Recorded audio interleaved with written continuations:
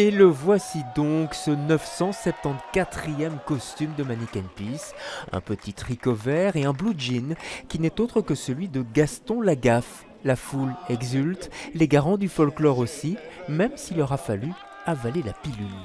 Au départ, j'étais contre parce que ce n'est pas un costume traditionnel, mais devant une figure problématique telle que Gaston Lagaffe, on ne pouvait pas le manquer, on devait l'avoir dans la garde-robe. D'ailleurs, quelques minutes plus tôt, le costume était présenté en grande pompe sous les dorures de l'hôtel de ville. Mais revenons à la rue de l'Étuve, car il ne vous a pas échappé que le pipi de Mannequin Peace était suspect. Une gaffe préparée par ce coquin de Fred Janin, dessinateur proche de Franquin, et qui n'a pas son crayon en poche. Au moment où moi j'ai appris que Mannequin Peace allait se déguiser en Gaston, je me suis dit mais il faut qu'il y ait quelque chose, il faut qu'il y ait une gaffe.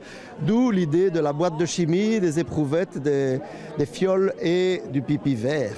Gaston et Mannequin Peace, deux rebelles devant l'éternel, étaient décidément faits pour se rencontrer. Bruxellois, Gaston est né dans les galeries du centre, dans les premiers bureaux du journal Spirou. Et miracle, après 60 ans, le flemmard sympa a toujours la cote. Ça a été un des premiers personnages militants de la paix et je crois que ces valeurs-là restent très modernes et très d'actualité, que c'est pour ça que ça marche. Et ça devrait marcher encore longtemps. Gaston sera d'ailleurs le roi du week-end de la BD.